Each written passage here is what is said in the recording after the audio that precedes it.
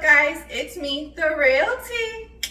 So as you can see, we are in my kitchen this video. We are going to be cooking today. So it's actually still pretty early, but this is technically my dinner. I just know when I get home later, I'm not gonna wanna cook it then, so we're gonna cook it now. And I'm gonna take you guys along with me. So what we're making today is a homemade chicken pot pie.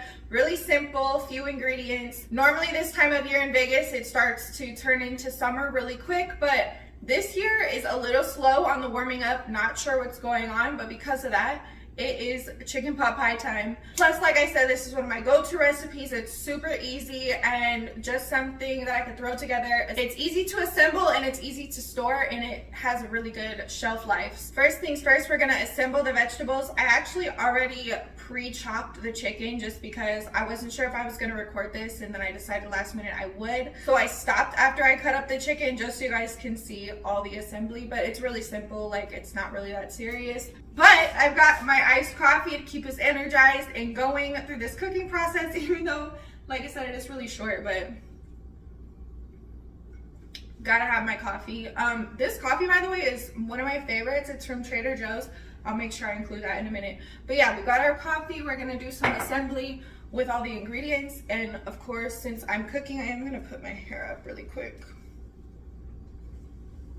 Get that out the way. But yeah, let me grab that coffee so you guys can pick it up for yourselves. Okay, so this is the coffee. It is from Trader Joe's, like I said, and it is a cold brew. This is actually in the pantry section, so it doesn't need to be refrigerated until you open it, and it's so good. I literally drink it black, but obviously you can add whatever creamer you prefer. And this is not a sponsorship, it is just that good. But anyway, you guys did not tune into this video for a coffee ad, so we're gonna move on to the cooking. Hey guys, so like I said, I did already chop my chicken. You want about a pound. This might be a little bit over a pound just because I need to use up this chicken and I defrosted too much, but that's okay. We're just gonna cut down on the vegetables just a little bit, just so that the filling's not too heavy, because if the filling's too heavy, then you're gonna have some overflow and we wanna avoid that. I realized that my celery is bad, so I obviously cannot cook with it.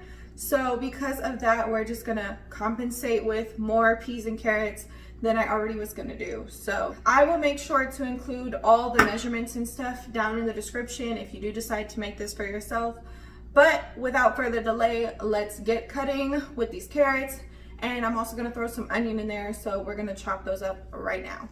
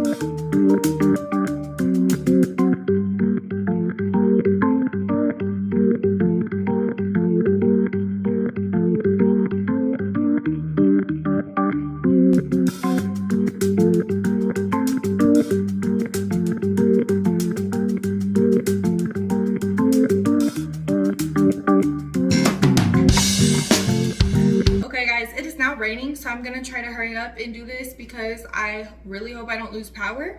But anyways, we have our chicken right here. I put it in here because I'm gonna season it really quick. I'm gonna use Montreal Chicken seasoning, and I'm also gonna throw a little bit of Creole seasoning, maybe like a pinch or two of salt, and then some pepper. Basically season it to taste. I really don't know what measurements I'm doing. I'm just throwing it in there and going off of the look of it, to be honest.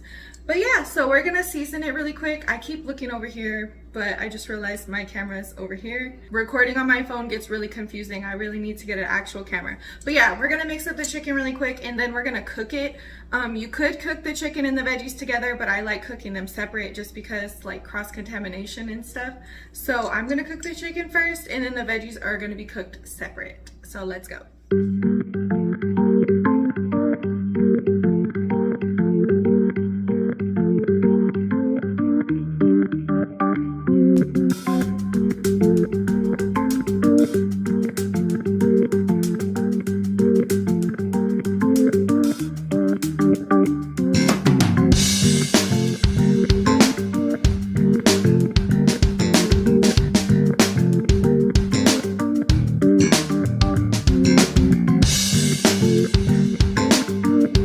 Okay, so while the chicken is cooking, you're gonna wanna cook your vegetables because they are either frozen or they're just a little hard. I always salt my water just for extra ba-boom. Then you're gonna throw your carrots in. I was gonna use frozen peas, but I have these mixed veggies and I'm gonna use these instead, so they're gonna go in here as well. And then we're gonna cover it so that they can actually cook and kind of soften up a little bit because obviously I took the fresh veg out of the fridge, so they are hard carrots right now. And then the frozen, you don't want to put frozen in. So we're gonna cook those and then we'll get down to the assembly of the pie. Okay, you guys, I don't know how well you're gonna be able to hear me because the vent turned on, but long story short, everything is cooked now. We just have to assemble, and there is a part where I thought I was recording and I wasn't. So yeah, we're gonna catch up with that. So I can't remember if I was recording or not, but here's the veg. You want to boil this in water, cover all the vegetables, and maybe boil them about 7 to 10 minutes. Just make sure they're a little bit more softer because you don't want to eat hard veggies. Here is our soup mixture. It's just milk, chicken broth, the onions, and I threw some butter in there, some salt and some pepper, and flour, obviously, to give it this creamy milk texture. But it's still kind of setting.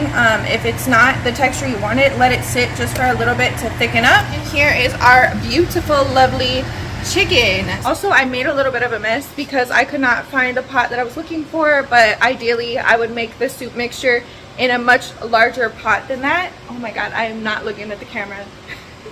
Anyway, yeah, now we're gonna assemble the pot pie. I don't know if I'll be able to get these angles like I need to because it does get a little messy and you do need to move slow. But basically you want to do the chicken first, then the veggies, then pour the soup mixture over, and then seal it with the top crust. Perfect timing. And put some slits in it so that you can let the steam out. So we're gonna do that. Let's assemble. So like I said, I make pies a lot. So I actually have a glass pie pan. You can actually get pie pans from the store, the aluminum ones, if you want. I actually have an example, so one moment. This is what they look like. They're actually pretty heavy duty, and I've used these for like holiday pies and stuff when I'm taking them to go. Obviously, if I'm at home, I'm gonna use my beautiful glass one. So here are the pie crusts that I use. I actually take them out of the box to save on space in the fridge, but you can find these at any grocery store. I usually buy mine at Walmart. Oh my goodness, you guys. So of course it's raining. I had to run to Walmart really quick and buy new pie crusts because mine were expired, which I didn't know until I opened them. So yeah, these are pie crusts. Make sure that you do not let them expire. I think they have an expiration date. Yep, they do. Only buy them if you're going to use them right away. But regardless, we made it back. I am preheating the oven and we are going to line this with the pie crust and then start to assemble. I can't remember if I said it or not, but you do not need to grease the pie pan. You're good to go without that. Make sure that when you unroll these, it is very gentle.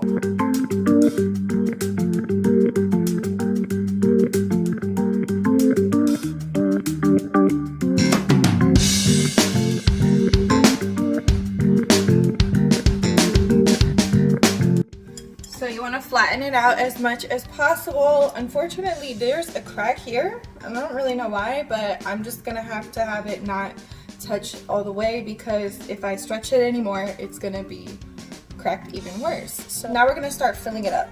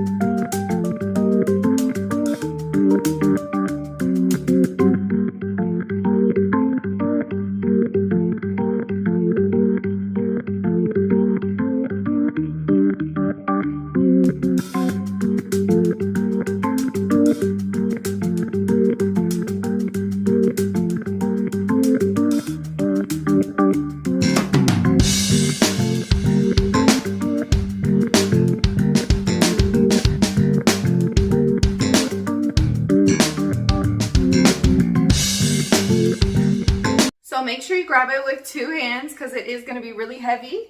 And then you're going to put it in the oven for 30 to 35 minutes, or at least until it's golden brown. I let mine get a little bit crispier than golden brown, not too crazy though. Just keep an eye on it.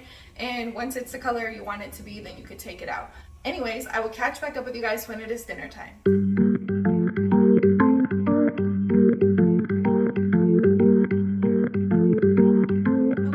That is the end of the video. Let me know if you're going to be trying this recipe yourself down below in the comments. Also, let me know what you'd like to see in future videos.